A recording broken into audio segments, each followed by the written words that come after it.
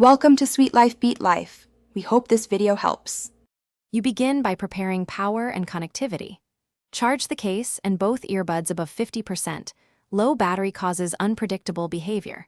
Once done, open the case next to your phone with Bluetooth on and launch the Samsung wearable app so pairing prompts appear. If no prompt, press and hold each earbud touchpad for about 3 seconds until LED blinks. This forces pairing mode. Make sure you accept permissions. The app configures codecs, updates firmware, and optimizes performance automatically. Once connected, you customize sound and controls.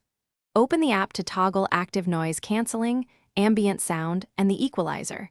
Choose presets or fine-tune frequencies for clarity versus bass. Run the fit test in-app. It analyzes seal and tells you when to change tip sizes. Swap until the test says optimal.